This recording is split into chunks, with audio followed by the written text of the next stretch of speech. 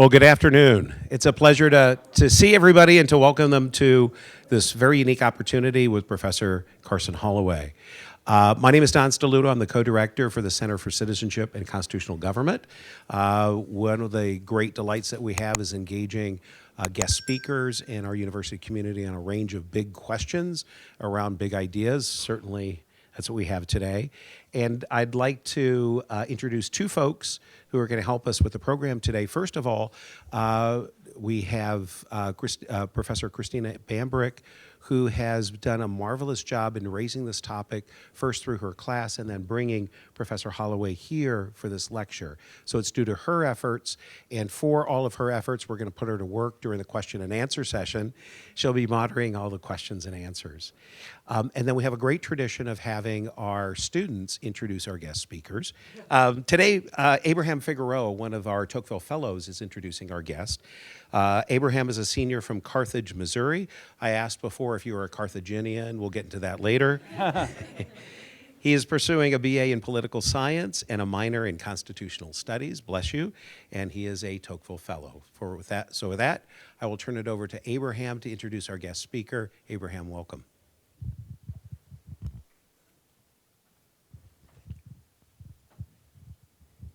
Good afternoon, and thank you for joining us. We are delighted to have Dr. Carson Holloway join us. Dr. Holloway is the Ralph Wardle Diamond Professor of Arts and Sciences and Professor of Political Science at the University of Nebraska. He is also a Washington Fellow in the Claremont Institute's Center for the American Way of Life. Professor Holloway is the author of Hamilton versus Jefferson in the Washington administration, Completing the Founding or Betraying the Founding, Cambridge University Press, 2015. His scholarly articles have appeared in the Review of Politics, Interpretation, a Journal of Political Philosophy, and Perspectives on Political Science. He has written more popular articles for First Things, The New Criterion, National Affairs, Public Discourse, National Review, Law and Liberty, The Federalist, The American Spectator, and The American Conservative. Professor Holloway received his BA from the University of Northern Iowa and his Ph.D. from Northern Illinois University. Thank you for joining us, Professor. All right, thank you. All right. Thanks for that kind introduction. I just noticed from that picture I'm wearing the same tie, so you'll all recognize me. Yeah, it's a real pleasure to be back. I had one of those cases of chronological whiplash you get when you get older, because I was thinking about coming. I thought, I was at Notre Dame a few years ago, and then it occurred to me that was 2002. We were on that panel together, so that's longer ago than I thought it was. I think Professor Munoz, we should make it a regular thing and book me for 2046. We can talk about that afterwards. It's an honor to be at Notre Dame. I suppose some of you know the movie Rudy, where his father walks into Notre Dame Stadium and says, "This is the greatest day of my life." That's how I feel when I walk into Christina's classroom. So it's a pleasure and an honor to be here. And I'm going to speak about, as you know, New York Times versus Sullivan and the original meaning of the First Amendment. So let me start with a couple of preliminary points and then give you an overview of the talk, and then I will deliver the talk and we'll have time for questions afterwards. The preliminary question might be, why are we talking about this? And I think the answer to that question, or one answer, is it has become controversial in recent years in a way that it wasn't for a long time. I think when New York Times versus Sullivan was originally decided in 1964, it was an innovation in American constitutional law, but I don't think it provoked the kind of backlash that other cases did from that era. Certainly not, for example, in the area of school prayer, where there was a lot of unhappiness about an opinion like that. If people had bumper stickers as they... Well, good afternoon. It's a pleasure to see everybody and to welcome them to this very unique opportunity with Professor Carson Holloway. My name is Don Steluto. I'm the co-director for the Center for Citizenship and Constitutional Government. One of the great delights that we have is engaging guest speakers in our university community on a range of big questions around big ideas. Certainly, that's what we have today. And I'd like to introduce two folks who are going to help us with the program today. First of all, We have Professor Christina Bambrick, who has done a marvelous job in raising this topic first through her class and then bringing Professor Holloway here for this lecture. So it's due to her efforts, and for all of her efforts, we're going to put her to work during the question and answer session. She'll be moderating all the questions and answers. And then we have a great tradition of having our students introduce our guest speakers.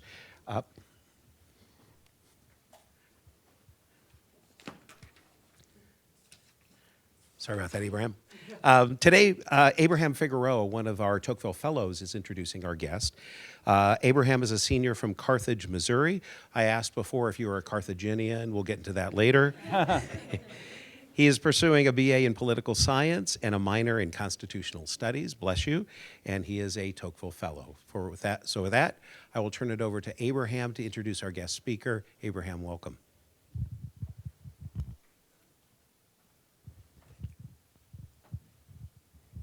Good afternoon, and thank you for joining us. We are delighted to have Dr. Carson Holloway join us. Dr. Holloway is the Ralph Wardle Diamond Professor of Arts and Sciences and Professor of Political Science at the University of Nebraska.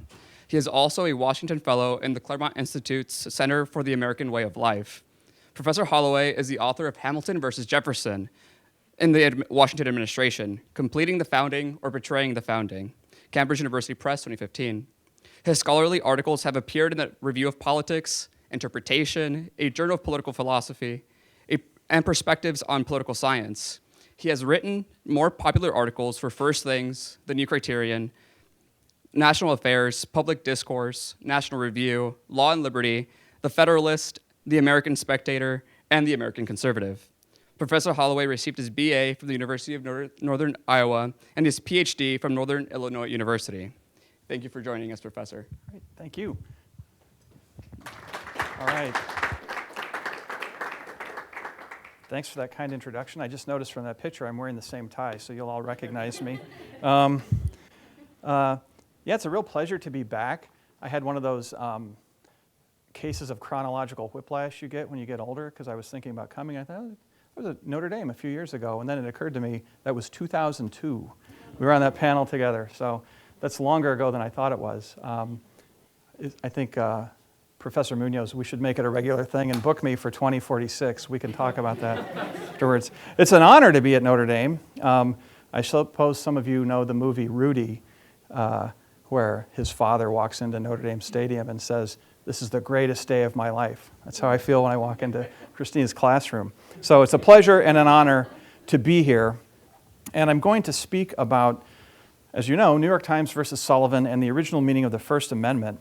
So let me start with a couple of preliminary points and then give you an overview of the talk, and then I will deliver the talk and we'll have time for questions afterwards. The preliminary question might be, why are we talking about this? And I think the answer to that question, or one answer, is it has become controversial in recent years in a way that it wasn't for a long time. I think when New York Times versus Sullivan was originally decided in 1964, it was an innovation in American constitutional law, but I don't think it provoked the kind of backlash that other cases did from that era. Certainly not, for example, in the area of school prayer, where there was a lot of unhappiness about an opinion like that. If people had bumper stickers, as they did on their cars back in the 1960s, that said, "Impeach Earl Warren," I don't think this is one of the reasons. There were other reasons that people thought that. And then after that, I would add, I think the case became rather revered as a landmark ruling in modern free speech standards. And certainly I know from talking to some of them that journalists are really taught to venerate the New York Times versus Sullivan opinion and the actual malice standard that arises from it. But it has become more controversial in recent years, called into question by prominent political figures and even some prominent jurists. I think of the political figures, former President Trump, who's running for office again back in 2016. He's not admittedly an expert in American constitutional law, but when he said things like, we need to tighten up our libel laws, he was thinking about something related to the New York Times versus Sullivan standard. Somebody like Governor DeSantis of Florida, who probably does know more about these things, being a lawyer, has also called it into question. And he really hasn't sponsored any legislation, but some people in the Florida legislature have, which has not been enacted yet. But it was designed, it seemed, to challenge the actual malice standard. And then also prominent jurists as well. I'm thinking of Justice Clarence Thomas, who's written some concurring opinions suggesting that the actual malice standard is more or less made up by the court and needs to be revisited. And then also Justice Gorsuch has joined in, although making more of a kind of pragmatic or policy argument that the nature of our discourse has changed with social media and things like that. And so maybe we need to rethink the conditions that led to the actual malice standard in the first place. So I think that's why we're talking about this as a preliminary point. And then in general, I think you could say, you can tell from the title of my talk that you could view it as an originalist critique of the actual malice standard. If you don't agree with let me put it this way. If you do agree with originalism, you might think that when I'm done, that the Sullivan court has a lot of explaining to do for what it did. If you don't agree with originalism, it would still be interesting to see how much the modern standards of freedom of the press differ from the ones that the founders envisioned. And I guess if you're an opponent of originalism, you might argue that, see, this shows that the court doesn't always do originalism, so maybe it's not the appropriate approach in every case. And certainly there would be serious consequences if the court were to return entirely to the original understanding of freedom of the press and of speech, I believe. So what is to come can be divided into 4 parts. What I'd like to do in the time I have is talk about New York Times versus Sullivan and the actual malice doctrine and its subsequent development in approximately the decade after 1964. Just kind of set the stage with that. And then secondly, I would like to talk about the original understanding of the First Amendment, how the founders understood the First Amendment, freedom of the press, and the question of libel. In the third place, I would like to speak about Justice Brennan's, what I will call, please accept this from me provisionally, Justice Brennan's spurious originalism, in his opinion. He does make a kind of originalist argument, and I want to treat him seriously by telling you what it is and then saying what I think is mistaken about it. So that'll be the third part. And then finally, in the fourth section, I would like to speak about the right to reputation and the original meaning of the First Amendment. Okay, so part 1, New York Times versus Sullivan and the development of the actual malice standard. Let me say a little bit about the origins of the case. It's not a civil rights case. It's a civil liberties case, if you accept the distinctions that people make when they study constitutional law. But it arose from the civil rights movement. Of course, the most famous leader of the civil rights movement is Martin Luther King. Martin Luther King was subjected to what I think most people agree is an abusive prosecution for tax fraud, for allegedly mishandling some money for one of the organizations for which he worked. Basically, from what I've read, all he did was deposit it in his account and then transfer it to the account of the organization. And some Southern authorities thought, aha, this is our chance to push back on him. And I think the case, pretty much everybody would agree, was a politically motivated case to kind of damage his reputation. It does speak well for the jurors that they found him innocent in that case. But before that could happen, some folks got together and put together the Committee to Defend Martin Luther King and the Struggle for Freedom in the South. So a group of people to defend Dr. King's efforts, raise money for him and for his defense, but also to further advance the agenda of the civil rights movement. And that group put a paid political ad in the New York Times, Heed Their Rising Voices, which was intended as a defense of Dr. King and a complaint about some of the harassment that he had suffered and threats, worse than harassment, and also a critique of, I think, Southern official intransigence and intimidation in the face of efforts to desegregate. A couple things that are important about Heed Their Rising Voices that relate to the libel case that arise from it are that it was admittedly erroneous in some respects. Not all the facts were entirely accurate. And, also of interest, the Supreme Court, of course, one of the greatest newspapers in the history of the United States, the leading newspaper at that time, very good fact-checking operation, which they really didn't apply to that ad. It was sort of rushed into print. So, there were some errors. It's not flattering to people in the South in general, which is also important to the story. And L.B. Sullivan, who was city commissioner for the city of Montgomery, felt that it defamed him. There were criticisms of the police in the ad, their conduct. Some of the things were erroneous. Sullivan felt that as a city commissioner to whom the police reported, and that was his bailiwick, right, that the ad defamed him, so he sued. in the courts of Alabama, and he won. And they, in Times, appealed to the Supreme Court of Alabama, and they affirmed the ruling and awarded him $500,000, which is a lot of money, especially in 1964 dollars, and very concerning, I think, to the courts, as we'll see. Not surprisingly, the New York Times appealed to the Supreme Court of the United States, and from the standpoint of the traditional standards, the Times surprisingly won and introduced this actual malice doctrine that I'm going to tell you about in just a moment. But before I do, since I'm being critical of the actual malice doctrine, I did want to draw a distinction between the ruling in the case and the doctrine in the case.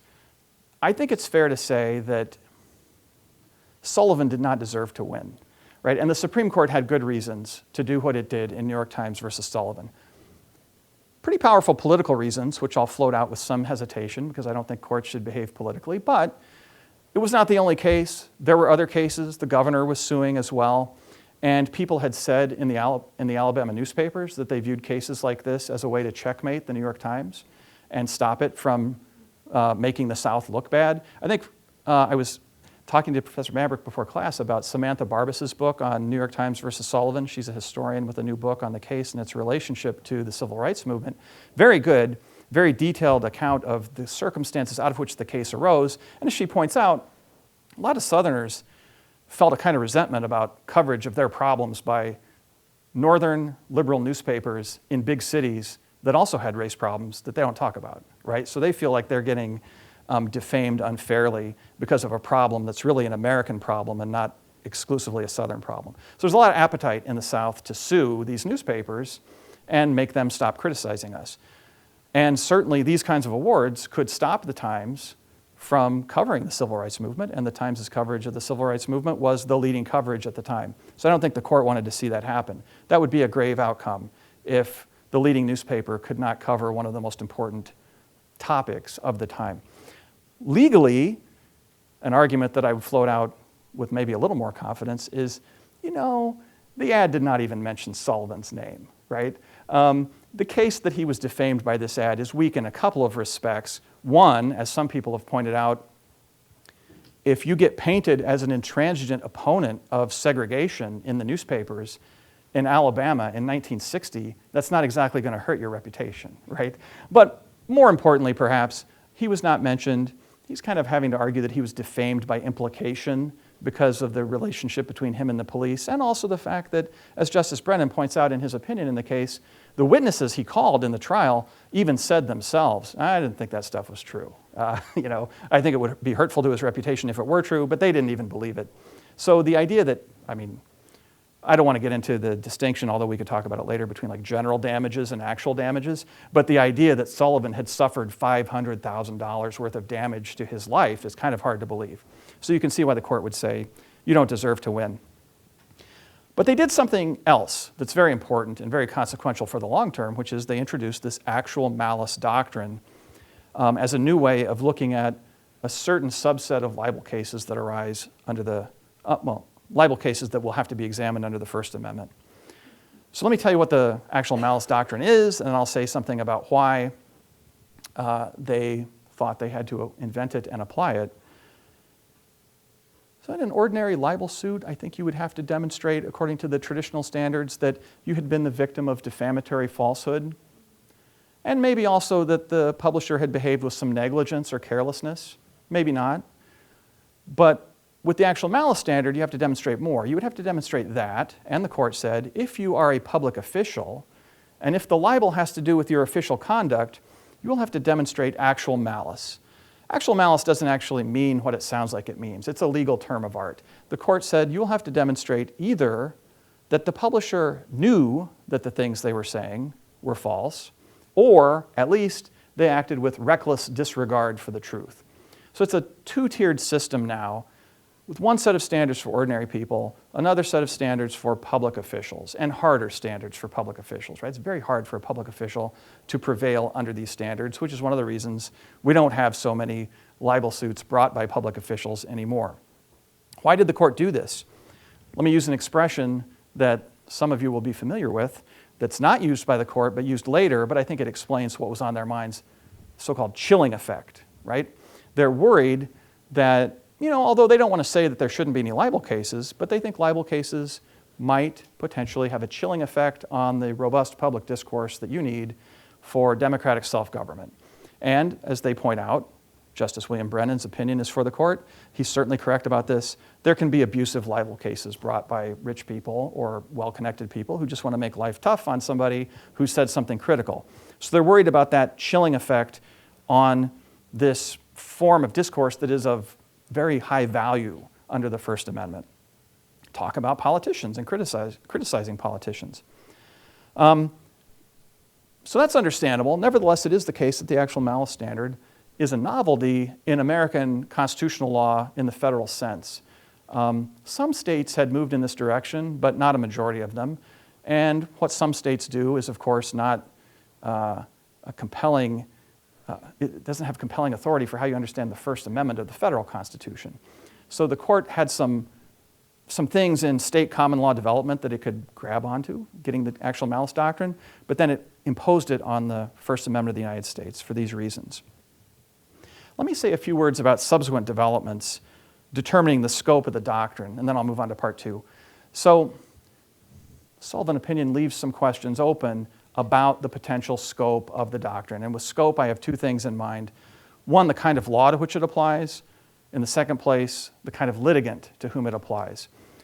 Kinds of law, it's important to remember, in the American tradition, the Anglo-American tradition going back into the common law, there is both civil libel and criminal libel. You can sue for damages if somebody damages your reputation unjustly. Some jurisdictions, there could be a criminal prosecution for certain forms of libel. So the question arises, does the Sullivan doctrine apply to criminal libel as well as civil libel? New York Times versus Sullivan was a civil suit. They handled that pretty quickly later the same year in Garrison versus New Orleans. I'm sorry, I think it's Garrison versus Louisiana. I have a typo in my notes. 1964.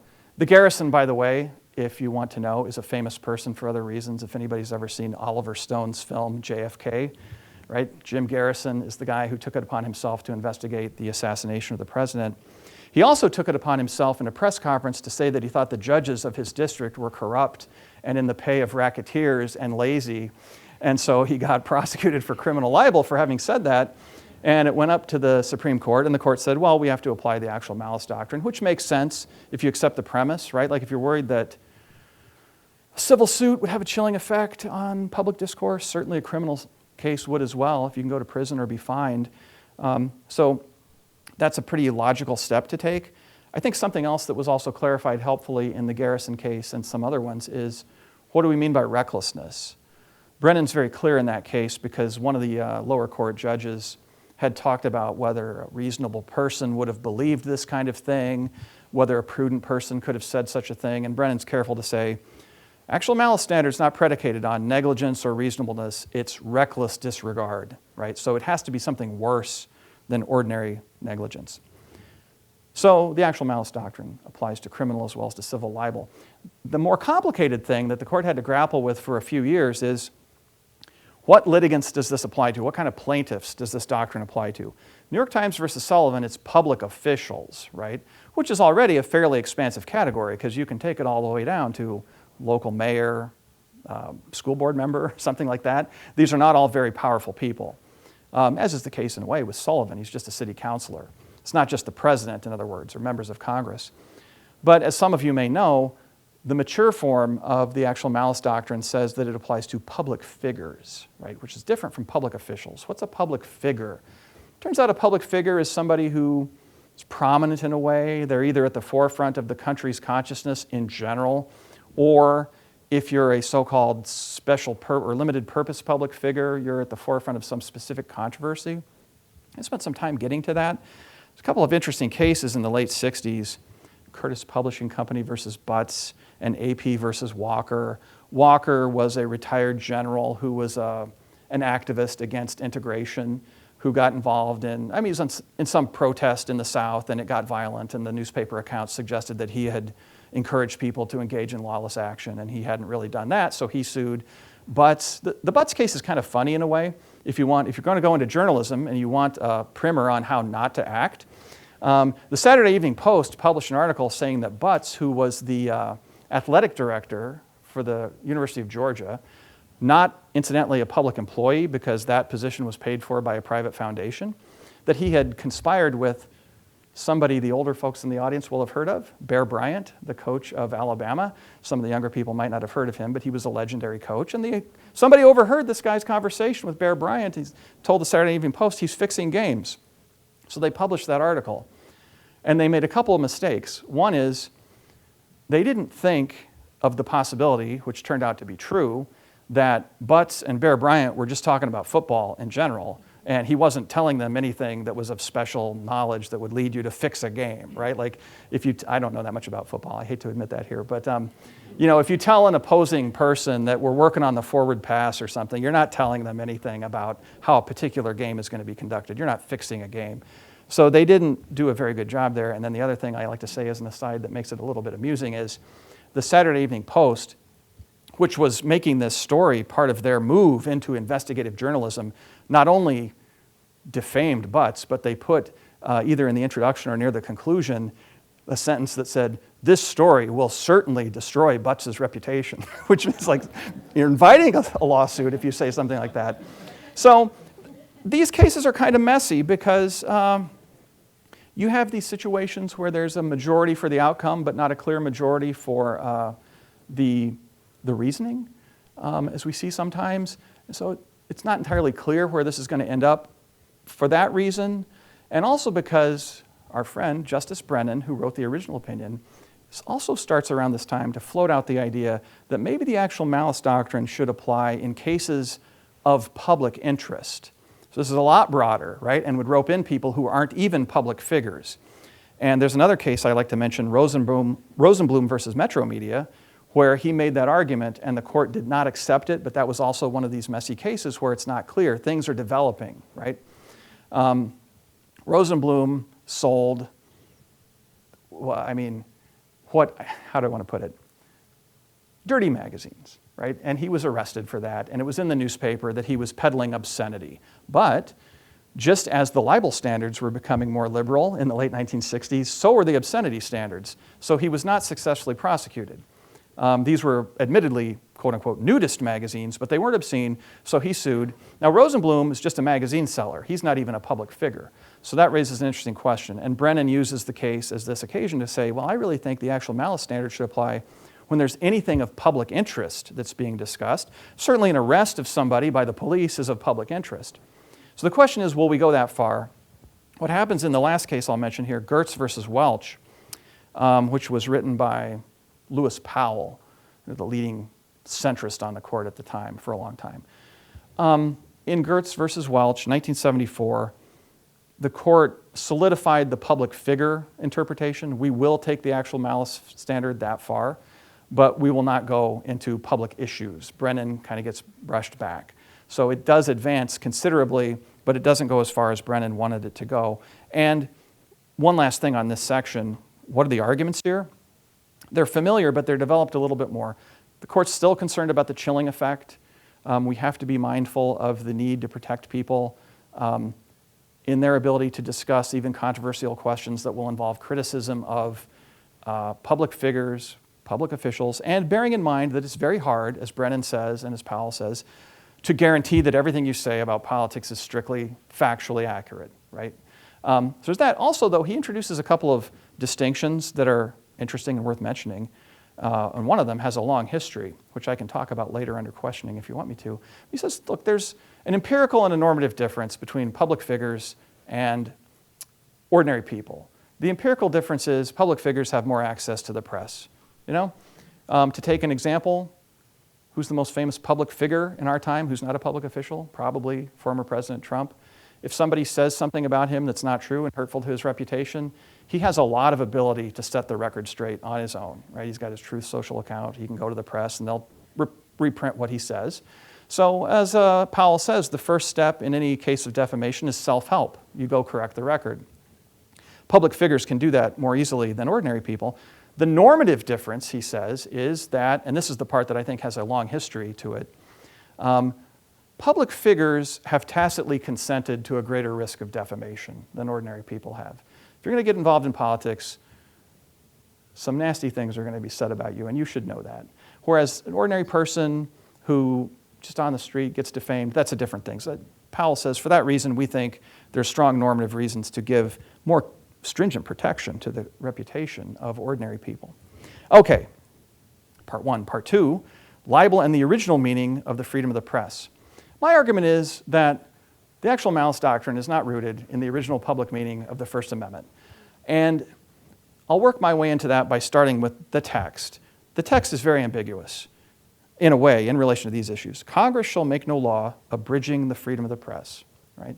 So as Chief Justice John Marshall said in Gibbons versus Ogden, quoting an able member of the bar who had argued before the court in that case, was ably said by a gentleman at the bar. Marshall says, our Constitution is one of enumeration, not of definition, right? So commerce is mentioned, but do we know what commerce is? We need to figure that out. I think you could say the same thing about freedom of the press.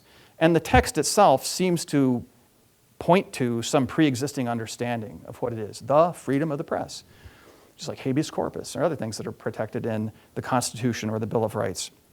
And I think this is supported by looking at the political history of the ratification of the First Amendment. Who wanted freedom of the press protected in the Constitution?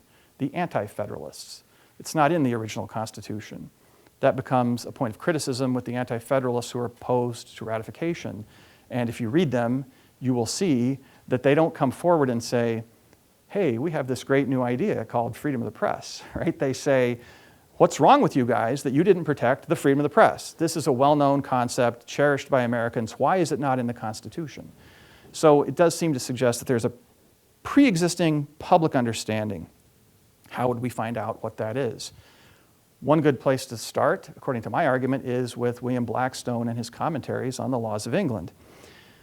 Blackstone, like all of the people I'll talk about, treats, like the modern court, freedom of the press as very important to what we would call democratic government or republican self-government, or the exercise of the rights of suffrage, as some of the early commentators say. You have to have freedom of speech if your vote is going to mean anything, so that people can vote in an informed way.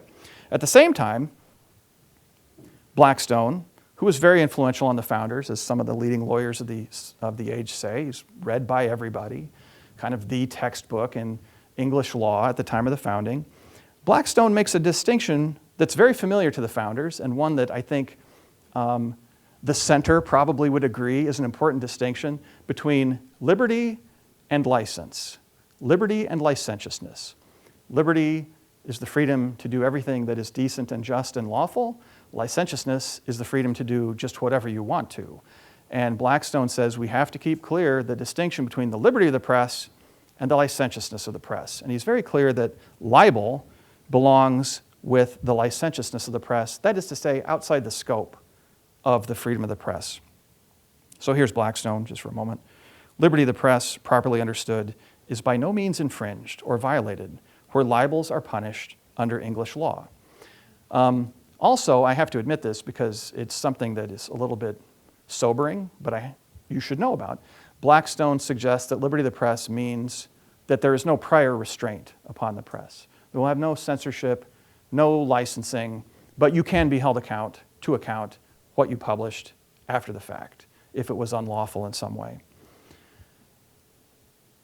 Now, there are three people I'd like to mention that I guess we could call American Blackstones, who show that many prominent Americans adhered to this view in its essentials. There are some ways in which the Americans liberalized the common law that Blackstone was talking about. And again, I could talk about that more under questioning, perhaps. But I think they retained the essentials in relation to what we're talking about here. The idea that there's a distinction between liberty and license of the press, and that libel is outside the scope, and therefore not in need of and not properly understood as being protected. So James Wilson, in his lectures on law, James Wilson's one of the framers of the Constitution, one of the leading lawyers among the founders, wrote in his lectures on law, citizens under free government have a right to think, to speak, to write, to print, and to publish freely, but with decency and truth concerning public men, public bodies, and public measures. So there's a nice marker for the distinction between what is licentious and what is truly free. James Kent, Chancellor Kent, famous New York lawyer, Federalist, friend of Alexander Hamilton, published his massive commentaries on American law, which were used throughout most of the 19th century. I think that one of the last revisions of that work was by Oliver Wendell Holmes, so it had a lot of staying power. Basically tells you the same thing. He praises freedom of the press, but then he adds, libel is a legal grievance, and the law has accordingly considered it in the light of a public as well as a private injury. So we have criminal libel laws and civil libel laws. And then finally, I'd like to mention Joseph Story, the author of the Commentaries on the Constitution of the United States, an Associate Justice, a close friend to Chief Justice Marshall. If you want to read it, and it's really great, he says a lot that is pretty recognizably Blackstonian in his commentary on the First Amendment. I also like to cite what he says in Dexter versus Speer, which is a libel case he handled in 1825 on circuit. So it's not a Supreme Court case, but as you know, at the time, Supreme Court justices also just heard trial court cases. And so in Dexter versus Speer, he said this, just to clarify for the jury what they had to think about. No man has a right to state of another that which is false and injurious to him. Consequently, no man has a right to give it wider range and more mischievous range by publishing it in a newspaper. And then very strikingly he says, because he's talking about libel and the freedom of the press, he says, and I quote, "The liberty of the press has nothing to do with this subject." Right? It's completely separate. If you've libeled somebody, then you've thrown the liberty of the press out the door and it's not coming into court as far as he's concerned. So that's a few examples of the founding era understanding of this question. And to sum up what I think is the bearing of it upon the Sullivan doctrine, you'll notice two things. One is that the basis of the Sullivan inquiry is absent in the founders' thinking. In other words, the Sullivan court starts from the idea that if someone is on the receiving end of a libel suit by a public official, then our First Amendment alarm bells should go off. There is a problem. There's a constitutional issue at stake here. Whereas the founding understanding is there is no issue at stake because freedom of the press is totally different from this kind of behavior. That's why I wanted to say it's outside the scope. You just don't have the constitutional question raised that is then the vehicle for the court to get where it gets in the actual malice doctrine. And then that's the second point, which is the specifics of the actual malice doctrine are just not in the thinking of the founders. They don't ever say, they do actually say in some instances, and again, if you want to push me on this, I can talk about it later. They do recognize certain areas where public officials might be treated differently under libel standards than ordinary people would, or public men, to use their language, but not in this way. And they never suggest that you would have to demonstrate actual malice to prevail if the thing that had been published about you had been actually admittedly defamatory and false. Okay, part 3. Let me talk about Justice Brennan's kind of originalist argument. And here's how he builds into it. Justice Brennan, of course, I didn't say this, but everybody here knows this, most consequential liberal justice on the court in his time, right? I mean, one of the most important people on the court in the second half of the 20th century.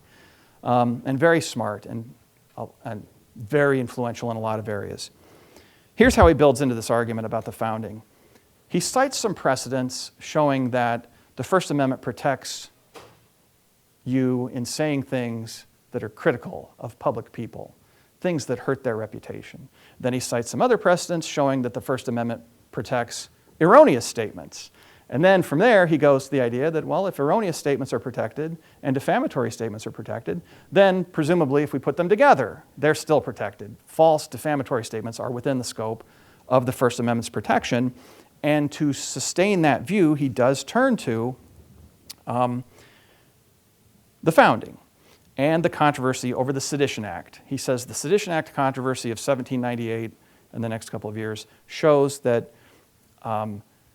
this idea is correct, that the First Amendment does protect things that are false and defamatory. And he approaches it in this way. He says, here's what I'd say. He makes a kind of argument based upon what I would call, and I'm not the first one to say this, of course, but like practical construction. He does this because he says, the question never came before this court, the Supreme Court of the United States. But it was agreed that the Sedition Act, was held unconstitutional in the court of history. Right? And so by the court of history, he means by subsequent political developments. And he shows that a later Congress in the 1830s repaid the fines levied under the Sedition Act on the understanding it was unconstitutional. Jefferson, as president, pardoned people under the Sedition Act because, as he said, I considered it to be as palpable a violation of the Constitution as if Congress had ordered us all to kneel down and worship a golden image, right? It's kind of, to me, typical Jeffersonian dogmatic overstatement, which I'll try to explain why I feel that way in a moment. So that's Brennan's argument. And he also relies a lot on James Madison, too, because Madison's another leading critic of the Sedition Act. Well, I guess let me say one more thing here before I go on about why this is important to his understanding, right? The Sedition Act punished defamation of the government of the United States, the Congress, members of the Congress, the president, right?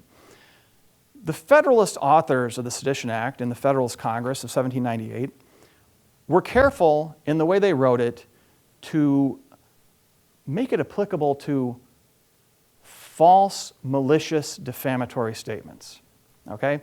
So the statement has to be false in order to be actionable. And there's a separate paragraph that makes it clear that anybody charged under the Act can mount a defense based upon the truth of what they said, right?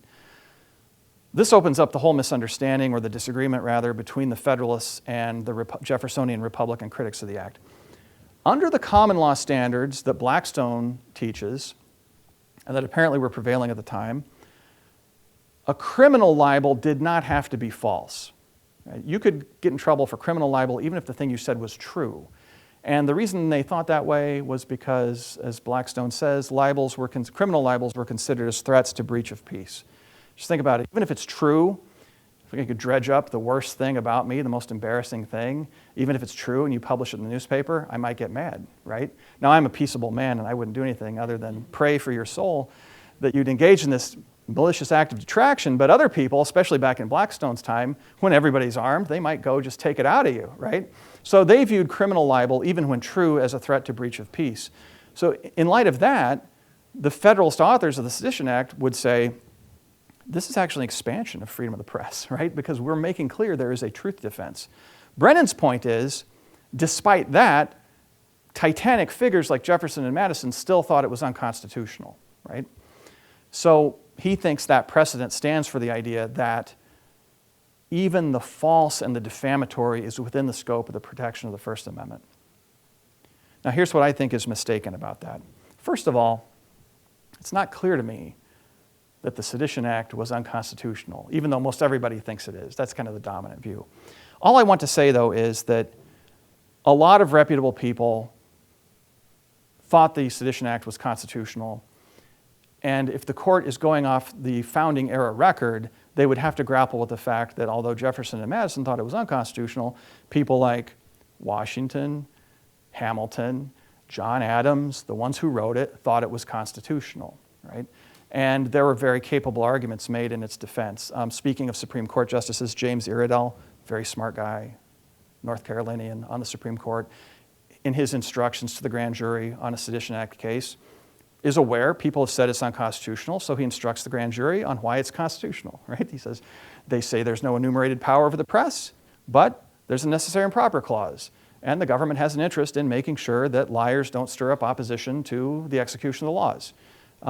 Certainly, you can punish sedition, trying to forcibly prevent the execution of the laws. Well, it's just one step removed to deal with the people who are stirring people up into sedition, especially if they're using falsehoods. And Iredell makes, a lot of people wouldn't like it, but it's not an incompetent argument about the text of the First Amendment. He says, if you read it carefully, it says, Congress shall make no law respecting an establishment of religion or abridging the freedom of the press. And he says, that sounds to me, if you assume that the drafters chose their language carefully, that they're saying Congress shall make no law about an establishment of religion, but they are allowed to make a law about the freedom of the press as long as they don't abridge it, right? So he's not, and then he invokes what I've already told you about the common law standards that would indicate this was an expansion of the freedom of the press. If I may, for one moment, even though he did not have to deal with this officially, I'd like to say something about the great Chief Justice, John Marshall. He didn't become a judge, a federal judge, or any kind of judge for that matter, until 1801. So he didn't have to hear any Sedition Act cases. But I think it's pretty clear from his correspondence that he would tell people, I'm not in favor of the Sedition Act. I think it's a mistake. It's stirring up trouble, making people hate the government even more. But then he goes on and says in his same letters, I don't think it's pregnant with all the evils that other people say it is. So I think it's pretty clear Marshall didn't think the Sedition Act was unconstitutional. I just mention that because he's such an important figure. So this practical construction argument, and all the evidence cuts more than one way. A couple other points I'd make. I guess what I'm saying is I feel like Brennan's reliance on the Sedition Act controversy is kind of tendentious because he relies on some evidence but not other evidence. I mean, it's a little dicey to rely on Jefferson and Madison in the Sedition Act controversy because they also put out things like the compact theory of the Constitution and the argument that states have a right to interpose their authority or nullify federal law. The court doesn't want to mention that in this case.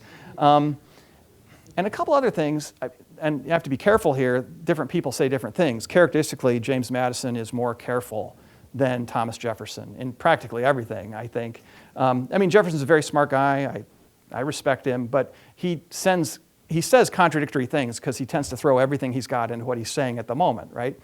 The Kentucky resolutions, which Jefferson authored, they even go so far as to say Congress has no power to punish any crime not defined in the Constitution. So that's like saying Congress can punish treason and counterfeiting and piracy on the high seas, but nothing else. Well, nobody thinks that's correct. I mean, Brennan would not say that's correct, right? So the understanding of the federal power is way narrower than Brennan would want to say was affirmed in the court of history.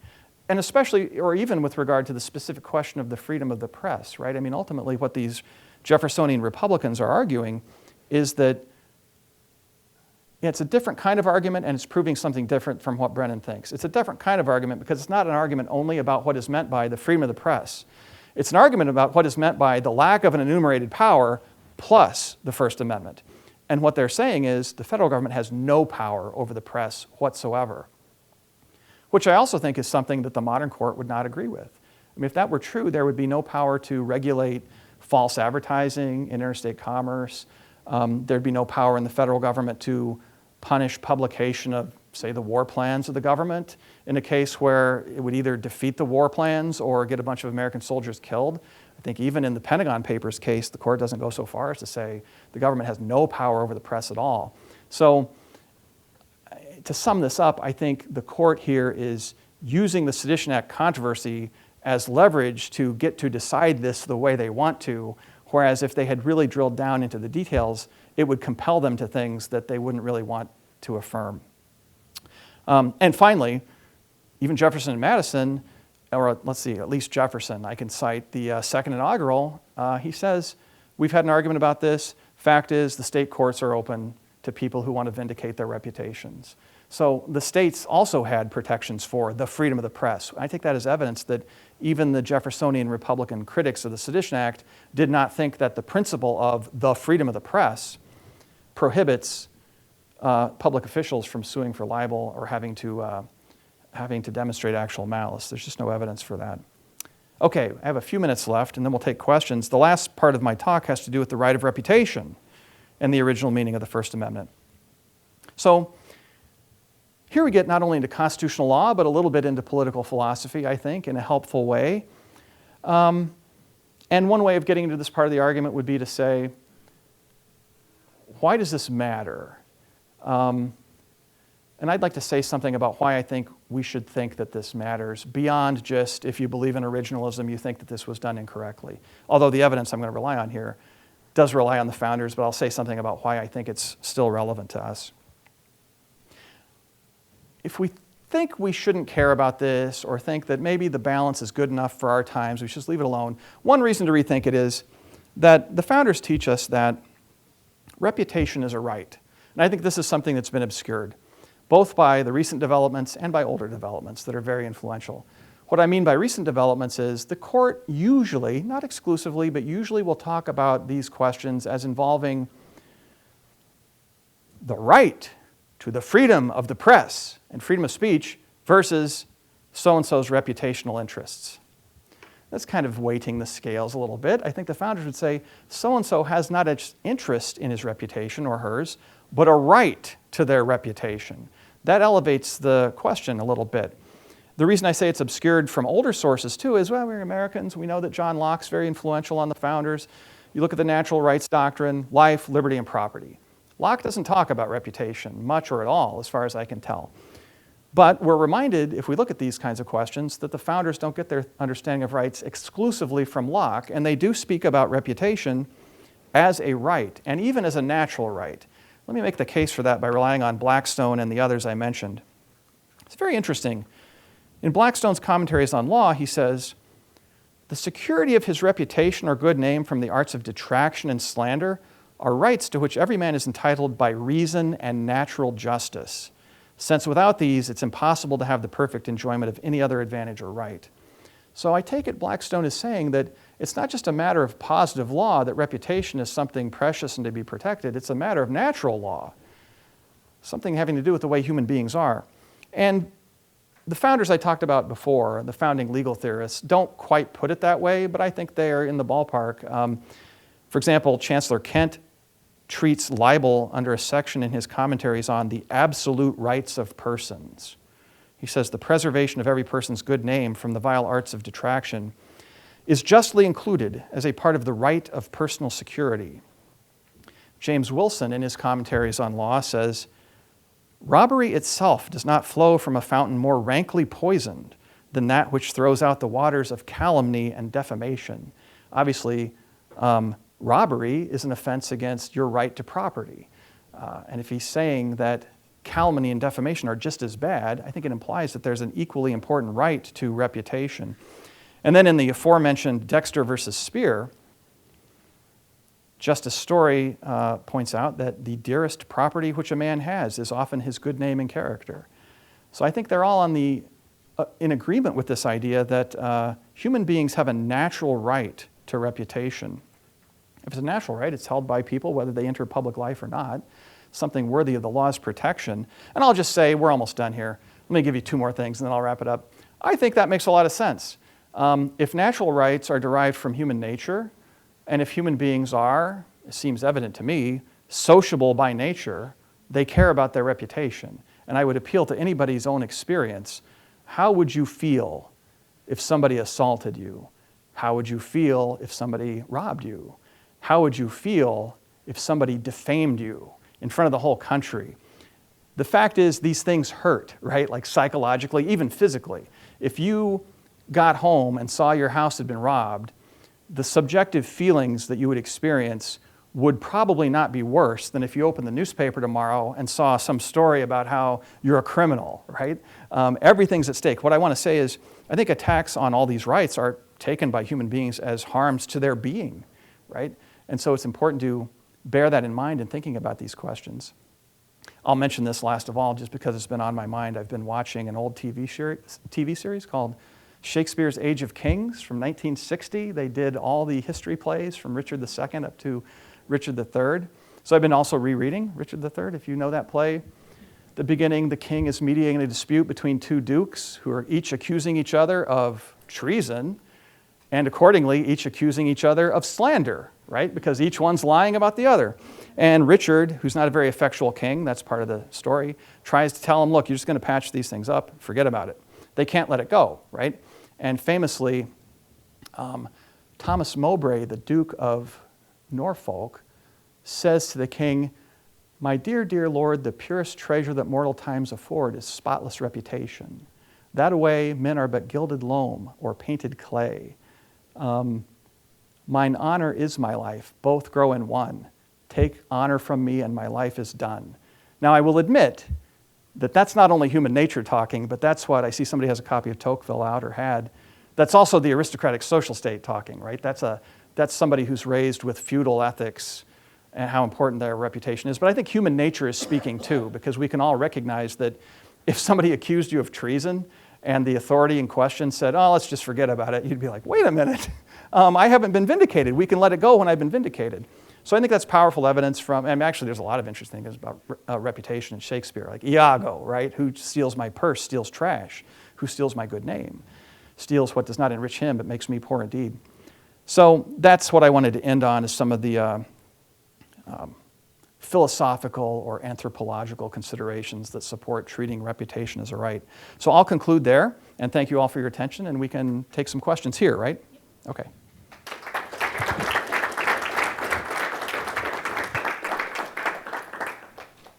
Thanks very much for such an insightful lecture, Professor Holloway. We have about 20 minutes or so, so we'll give first priority to undergraduates and then open it up. Any initial questions?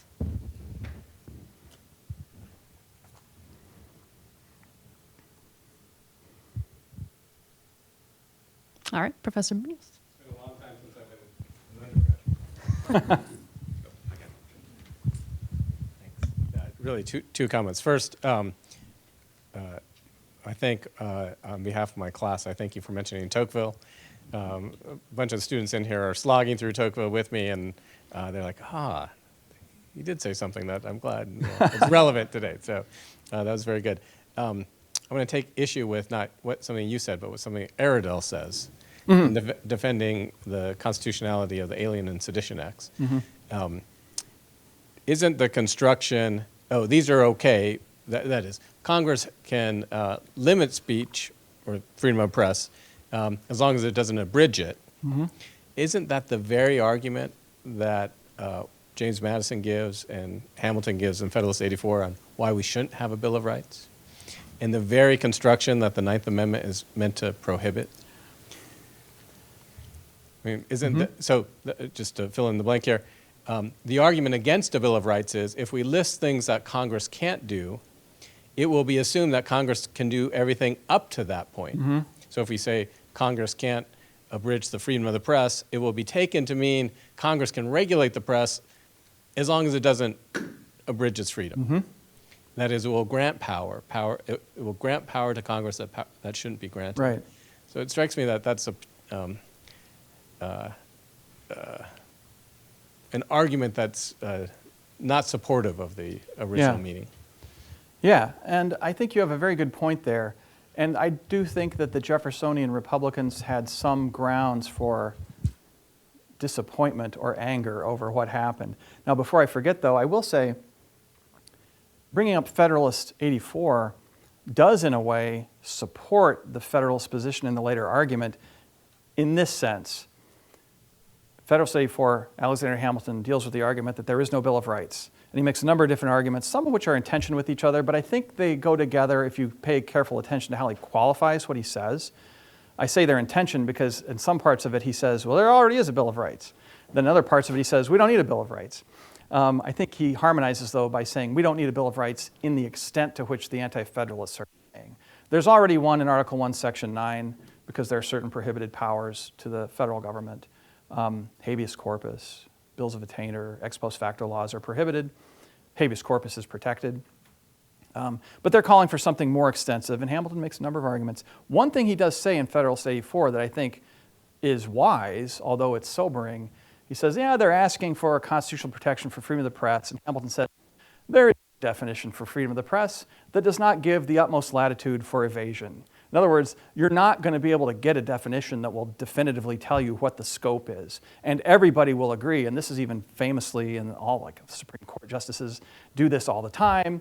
You will have encountered it or you will encounter it. They'll say, such and such is a fundamental right, but it's not an absolute right, right? So that's telling you that there's a lot of fancy footwork that has to be done to find out what violates it and what doesn't. I think Hamilton appears to be prescient in that sense because he might say, well, if anybody thought that First Amendment meant there's no power over the press at all, that can't be the case. And even, as I said, I think the modern court would agree with that.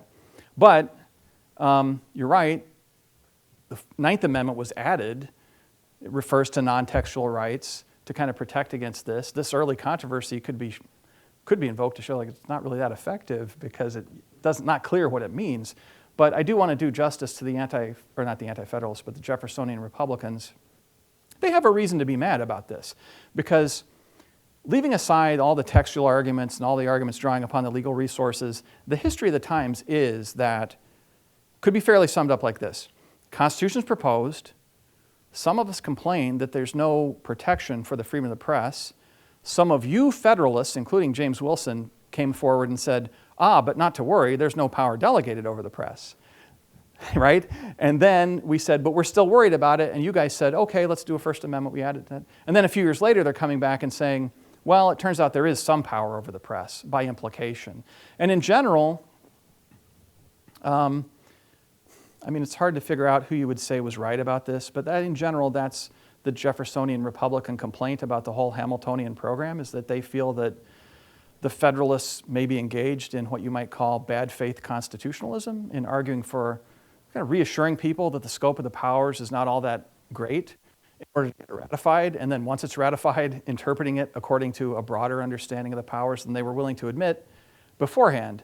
And that's a big problem if you believe in government by consent, right? If the Constitution was sold on the basis of what I called earlier false advertising, that would be a big problem. And I think Madison, I think, thought that about some of Hamilton's program, and he probably thought that too about the Sedition Act. So it's not just a question of what's the correct reading, but the reading that we kind of agreed on when we were debating it. I mean, if you enter into a contract with somebody and after it's signed and in operation, they start bringing new interpretations in, you might feel not so good about that, especially if you said, don't we need to add a clause? And they're like, no, don't worry about that. Right? So anyway, yeah, Dr. Keys. Thank you very much. That was a great talk. I wondered if you mentioned during your lecture that Blackstone, and when you spoke of Blackstone and the American Blackstones, right, that there are ways that the Americans liberalize the common law tradition. So I wondered if you could elaborate on that. Sure. A couple of things. One is the one I already mentioned, and it's in the Sedition Act, but it's also in just the general movement in treating criminal libel like it, in affirming a truth defense for criminal libel. Let's put it that way, right? Because this sounds very important to us, and it is, because it's totally alien to our way of thinking that you could be held accountable for a libel that's true. I said something that's true about somebody, and that's still libelous, and I could be prosecuted. That seems strange. Before I come to answer your question, though, let me say something in defense of that, or at least to get us to think about it. So we are at, let us say, I can say this here, we're at one of the greatest universities in the country and the greatest Catholic university in the country. According to Catholic moral theology, detraction can be a sin. And detraction is saying something bad about somebody that hurts their reputation, even if it's true, if there's no good reason to do it, right? So you don't tell something about somebody just to gratify your malice, to see their reputation hurt, or just to gossip, right? So that's a sound principle of morality that I think was recognized by that generation that treated even a true libel as something that could be wrong, both because of what I said earlier about the danger to breach of the peace, because somebody who's humiliated in that way, you don't know how they're going to act, and we don't want to find out, right? But also just on the idea that it's wrong, to do that to somebody. And so you do find some of the American and English judges saying things that are very interesting to me, even in these cases where they'll say, this is worth thinking about. Even if the thing is true, if you're going to accuse somebody of something that wrong, especially if it's criminal, you got to leave that to the public authorities. You don't try to prosecute somebody in the press. We do it where they have a chance to respond, So they feel like there's something inequitable about that. In America, they end up adopting the standard that truth can be a defense, not that truth is an absolute defense, right? So, in other words, if you libeled somebody under the English standards, it doesn't matter if it's true in a criminal case. We're not going to listen to that. The question is, did you say it? Did you publish it? Does it threaten a breach of the peace? In the American context, a very important development here is People versus Crosswell, which is a New York case in which Alexander Hamilton was involved. Federalist editor was prosecuted for saying bad things about Thomas Jefferson when he was president. And Hamilton argued for, and the aforementioned Chancellor Kent agreed with, and the court couldn't really come to agreement on, but later it was written into New York state law that the standard is there can be a truth defense, and that's a liberalization. Now, it's a limited liberalization because, as I've tried to suggest, it's not an absolute defense. What they say and what they write into the law is truth told with good motives and for justifiable ends, right? So in other words, it's not simply malicious, it's not simply to trash somebody, but there was some reason to have to tell the community about this bad thing.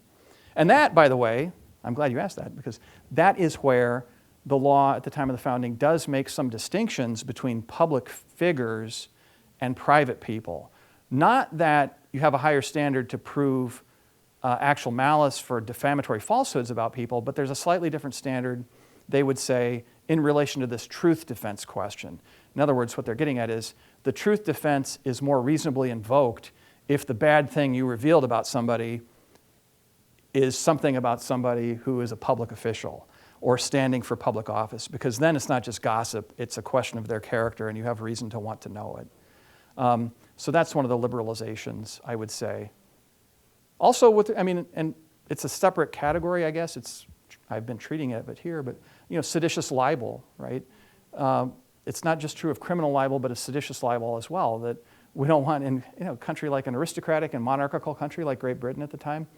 We don't want people publishing bad stuff about the government, even if it's true, right? In America, we're not going to do that anymore because people have a right to hear the bad things about the government that are true. That's helpful to our democratic discourse. Yeah. Or So one question kind of related to that, I guess, would be the way that Times v. Sullivan sets the burden here, because it doesn't set the burden as an affirmative defense for someone getting sued. It sets the burden on the plaintiff, if my understanding is correct, to say that you have to say by clear and convincing evidence that this was actual malice. How much does that actually render a change instead of maybe, had it been the other way, more of an extension of truth as a defense if the defendant was able to say this wasn't with actual malice? Okay. That's a very good question. Can I ask you a question? Certainly. What are you studying? I'm actually a first-year law student. Okay. I thought it's a lawyer's question. That is a subtlety. It's not one I've gotten much into, but it's very important. And it's another way in which our standards have drifted from the founding standards. You're right. How'd you put it? It's an affirmative defense? Is that? Correct. In other words, the plaintiff has to show that the publisher published with actual malice. And we have moved, I think in general, in that direction. And that also is not entirely consistent with the way the founders thought about this. At the time, I think, the burden was more on the defendant in a libel case. And that also reflects this public culture, this moral culture that viewed detraction with moral suspicion, right? It would be more common at the time of the founding to say that if you publish something defamatory about somebody, and it's, and we're not sure whether it's false or true, that's going to be a question to be hashed out in the trial. It's more up to you to demonstrate the truth of it. And in fact, Brennan mentions that in the Sullivan opinion as one of the concerns, that according to the common law standards, once you sue somebody for libel, the burden of, it's obviously when you're suing somebody, you have a certain burden upon you. You have to prove the thing was published, right? But if it's published, and that's pretty clear from the facts, you can't really conceal a newspaper, right? And if any ordinary person looks at it and says, yeah, that's defamatory, for sure. I didn't get into this, but there are categories of like what's libelous per se, the kinds of things that are just defamatory to anybody, as opposed to things that are defamatory based upon complex circumstances. You get to that point, then the question is, well, was it true or not?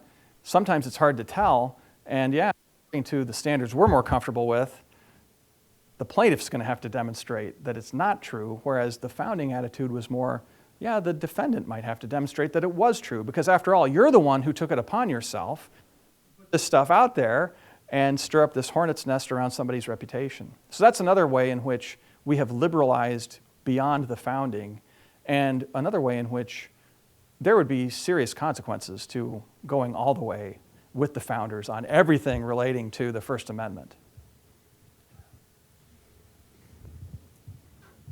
We have time for another question or two.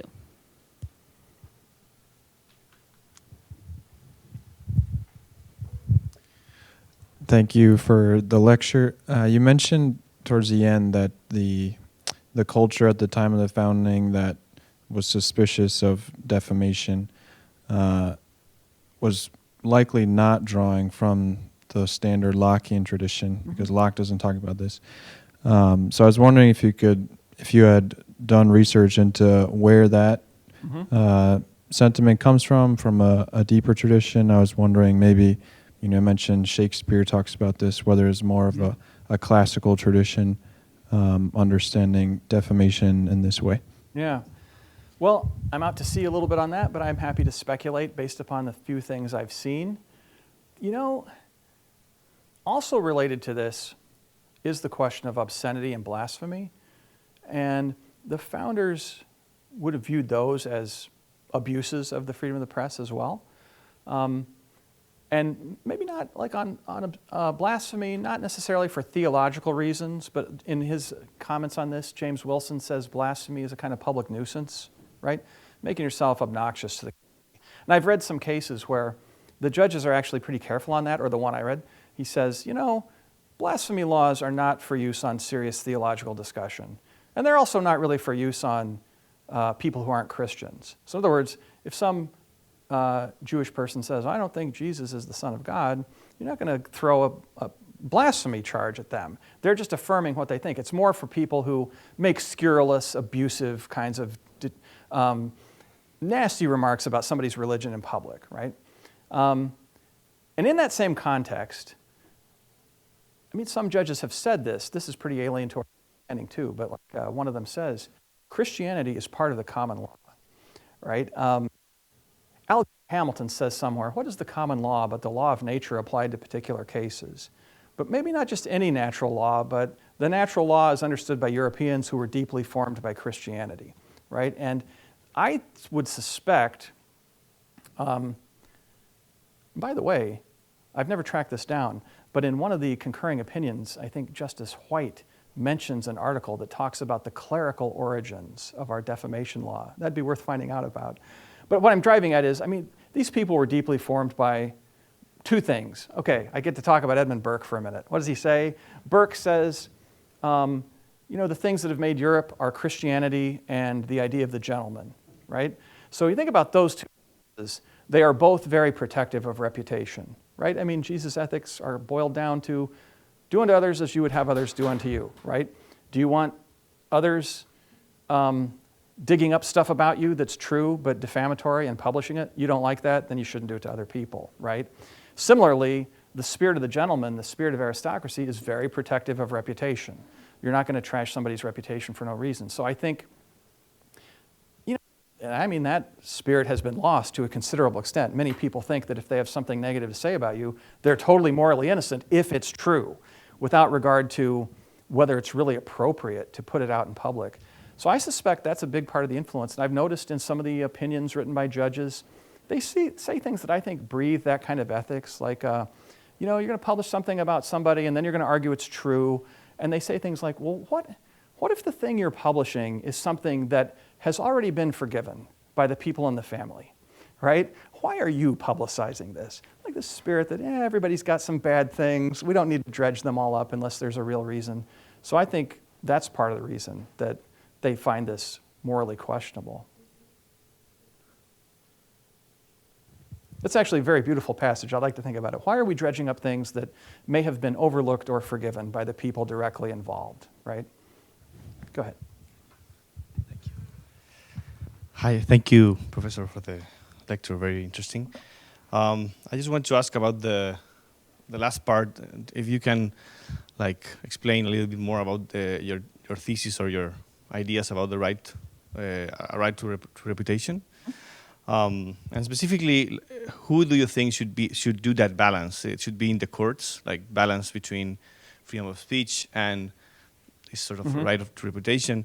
And how do you think this could be actually enforced? Actually, in thinking in a society in which press is like highly disseminated, it's not like in the Sullivan times in which you have like clearly press institutions. Now everything, like every cell phone is like a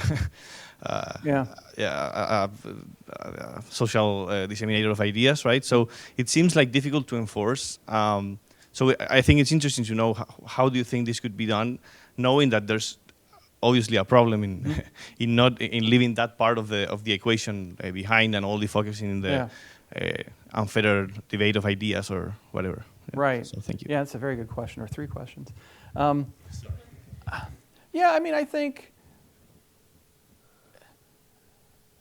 rights are one way to talk about moral reality, as far as I'm concerned. And I'm happy that I live in a country that has affirmed the existence of natural rights, even though sometimes when I read certain people, some of whom are maybe famously associated with Notre Dame, think, well, there's philosophical questions you could raise about the idea of rights. Maybe it's not the only way, but it's a useful way. It's our way. to get at the idea that there is some moral reality that is obligatory apart from our own choice, right? And so I don't think it's plausible to just invent rights based upon subjective and idiosyncratic desires of human beings, but it does make sense to have rights that are based upon common and deeply felt desires of human beings. And if I'm correct that human beings are by nature sociable and maybe even political animals, as Aristotle says, then reputation is an important external good that everybody cares about as much as they care about their other property. So that would basically be my argument for why I think there's a right to reputation. And there's different ways to formulate that, but the Bible doesn't talk about a right to property, but it says thou shalt not steal, right? And the Bible doesn't talk about a right to reputation, but it says you shall not bear false witness against your neighbor. So I think whether you're looking at it from kind of a natural law or natural rights standpoint, some kind of natural principle that says reputation is something worth protecting. I think given the materials that we have, my argument suggests that it would be more proper, given the underdetermination of the constitutional text and the history, to leave the specific protections more to legislation, and particularly at the level of the states. They will have to work out what are the proper protections for reputation. And I will say that I think it would be permissible under the First Amendment for a state to impose something like the actual malice doctrine, because they're not bound by anything in the Constitution to give exactly the same protection to everybody's reputation, although they may be bound morally to provide some protection. There's nothing clear that, in my mind, that would prohibit them from doing that, but that's different from doing what Brennan and the court did, which is saying this is the one-size-fits-all protection for the whole country. And then it would be a problem to apply these to particular cases, but perhaps no more problematic than to deal with any other matter of law that arises. I mean, you're going to have laws protecting various goods, reputation on the one hand, freedom of speech on the other hand. At some point, a jury will have to hash out who did wrong to whom in a given case.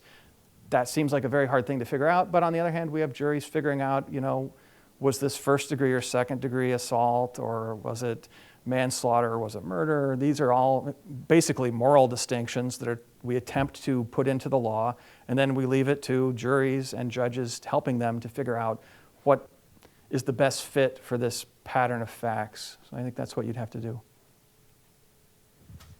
Great. Thanks very much, everyone. And please join me in thanking Professor Holloway.